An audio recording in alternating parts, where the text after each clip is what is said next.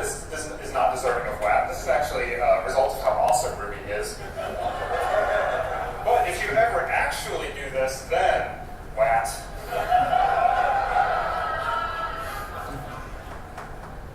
Let's talk about JavaScript.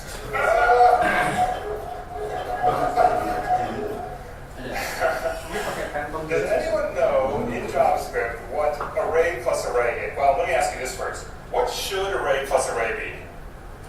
Empty array. I would also accept type error. That is not what array plus array is. Wrong. Wrong. Array plus array is empty string. Obviously, I think it's obvious to everyone.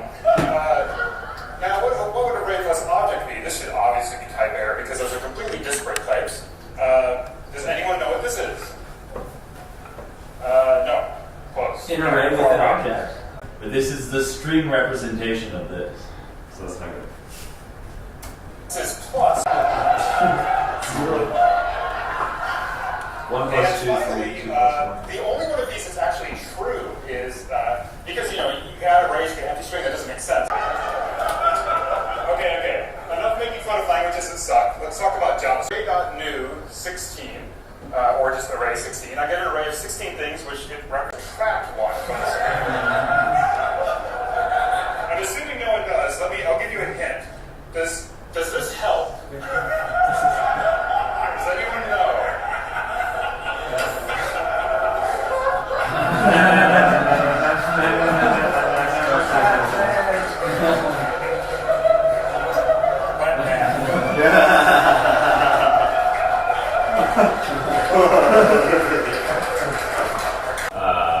Our Laravel UJS talk last time, so we're gonna finish that, and well, he's not gonna not us. No.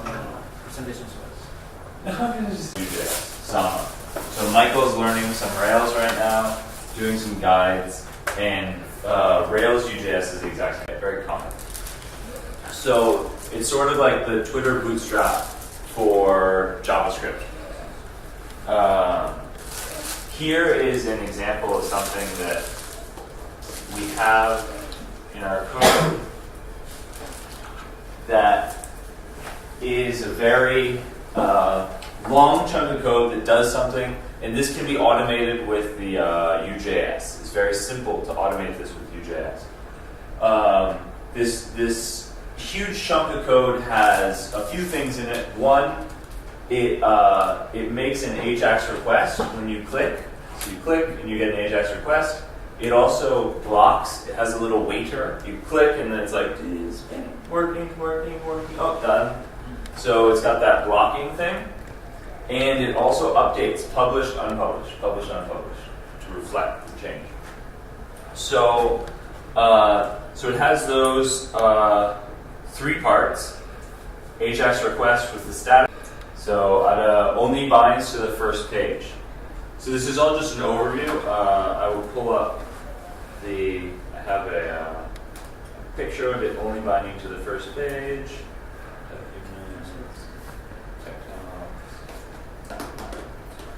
This one.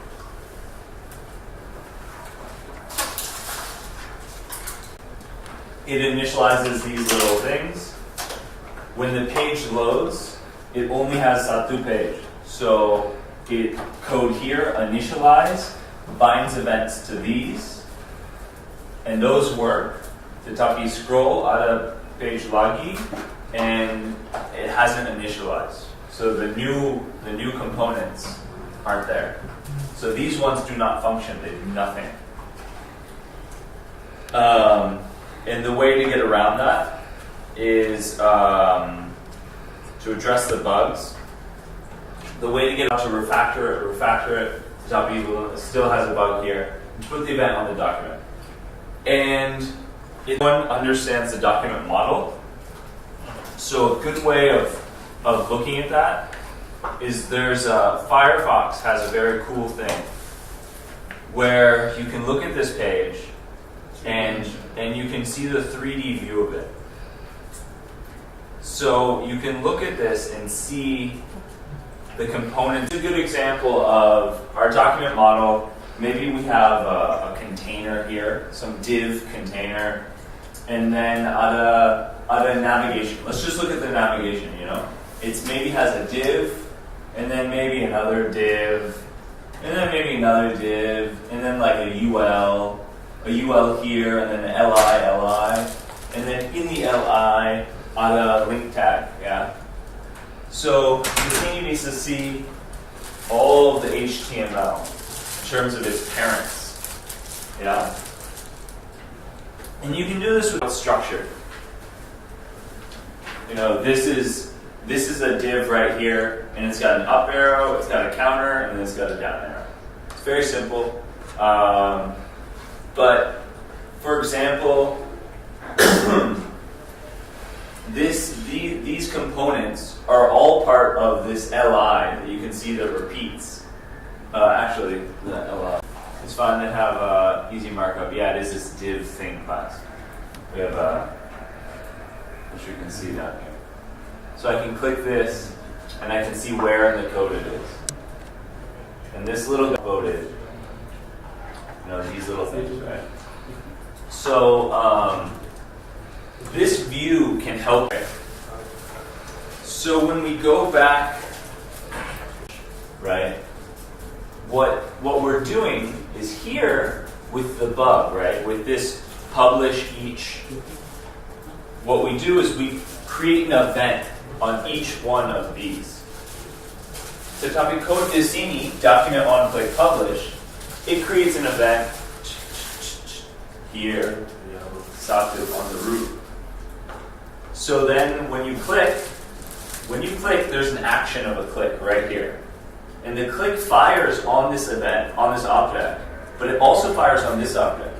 And it fires on that object's parent. And it fires all the way up the tree to get to the root, unless something stops it. So when you put the event on this parent, and then you add a new element here, the new element also has the event, because you click it and then it goes to the parent still. Because the event is on the parent, not on the elements. Bugs are important, but also making it as important as clean code. So right now, what we have is we have this. We have this span with the class publish. It has a label. And these BRs, ignore these BRs, that's for formatting. And then it just says whether or not it's published. And we have the JavaScript before. But what we can do with this UJS, this unobtrusive JavaScript, is we can add data remote true. As soon as you do that, as soon as this link, you take this link, publish, article, same, you add a route to it, where you want it to go, publish and unpublish route, and you say data remote true. And you can also say data method. And you can also say data params. So these are all of the information necessary for AJAX requests. So method, APA, all of that. All of it running. Tidak mau person be able to click again. So every link that has data disabled with string, when you click, it will automatically change the content to the string and make it not able to click again. It's a very common pattern. On the controller side, we have this. So this is what the controller started with. It's got this variable. It checks the status. It finds or fails the article. It's fine. If the publish date isn't there, it sets the publish date, status, so forth, right? And it responds with JSON. What we're going to do is in these data AJAX requests, AJAX remote, what we will respond with is we will respond with JavaScript, not JSON. So what I propose is this method changes to one, clean this up a bit, because the method itself can be cleaned up, but the response can be more like this. So what does this response do? E1. Apa ada di sini, if that JavaScript runs, what does this code do? Yeah, I said E1.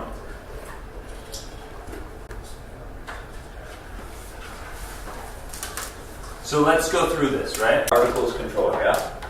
So controller action. And the controller does what? It finds an article. And then apa ada di sini?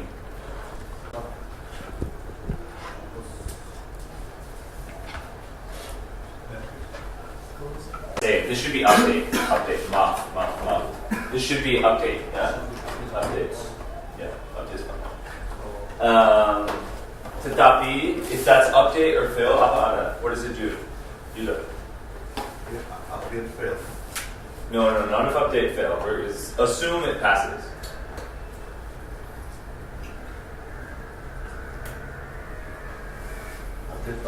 So, yeah, so this publish, unpublish, the status, it could be either way. It's just update, yeah? Update, yeah? And then renders apa. What is this code? So now it says PHP, tetapi it's basically JavaScript. So if we read this JavaScript, what does it say? Michael. Yes. So this line does what? Apa? We select an element on the page. Satu element. Yeah? Till the element. Apa element? Article ID. The HTML. Yes. HTML baru. HTML baru. Yeah. Yeah. So, And the HTML, di sini, it's the same as before, tetapi sama bisa update status. If it's published, we set the status to true, published true. I think this is reversed, but still, then we just need one representation of the HTML.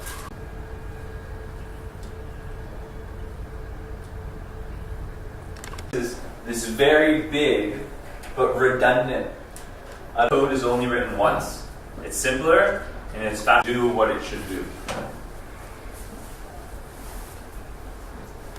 You have a partial to represent the view, and you update that, and the code here is very simple.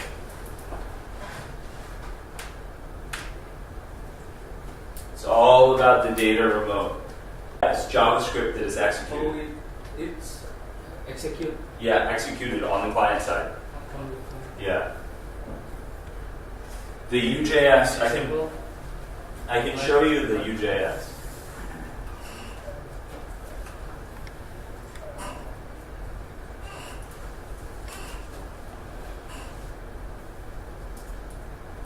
I'm not sure if they have an eval, but on the response, yes, it executes the code. These are the sort of tags that it looks for. Data remote, data confirm. Data confirm reset. So if you have a tag, it will pop up. Kamu mau, submit. Yeah. Automatic. I think this is as far as I know, we can link to article. We can link to some URL with a format. Android's controller will respond based on the link to generate form. Secara otomatis, dia langsung ngepost ke HTML. Nah, di Rails controller akan merespon, oh ini formatnya HTML. Ketika di HTML ini mau kemana gitu, jika nggak valid ya redirect kemana, kalau false ya ngapain gitu. Kalau Rails gitu. Now HTML, server out of HTML, so bagus. Tetapi post to server, and saya mau PlayStation 2 HTML. And the server says, tidak ada PlayStation 2 HTML. That's what happened on Friendster.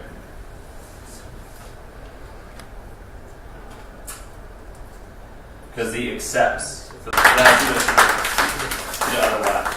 This, if you use this Firefox thing, it's how pages are built. which pages are more complicated, you know? Like, I'm sure Google is very simple, you know?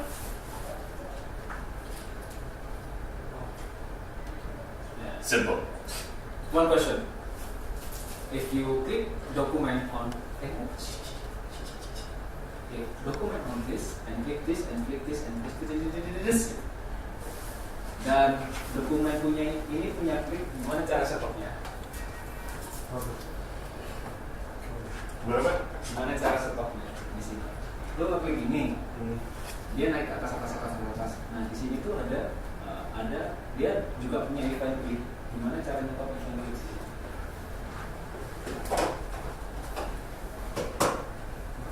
Gak usah dipikir. Thank you.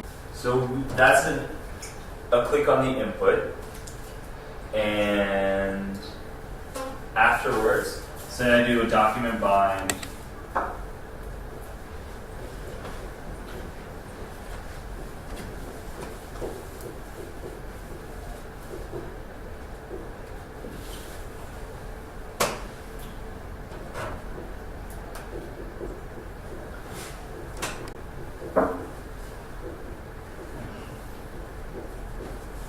So to see me, I say specific dig function return false.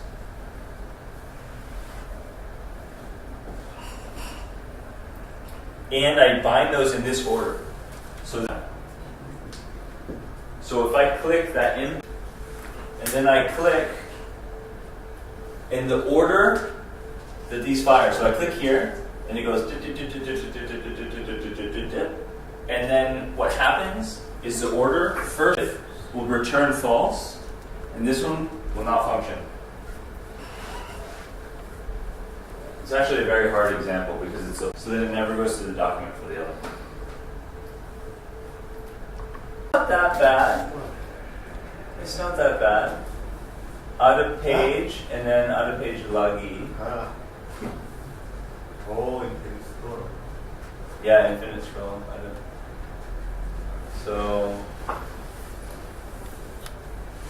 So yeah, I mean, it's just helpful to see.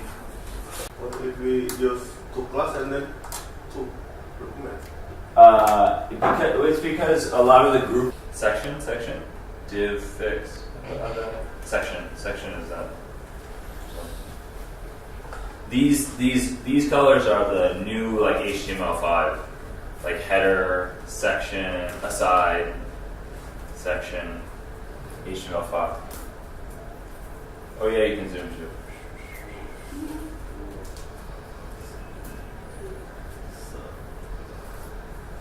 Our page is too big. Perlu page kecil ya. Ada banyak articles. Tidak perlu banyak. We can reduce that to make your load easier. That's a quick one too to fix.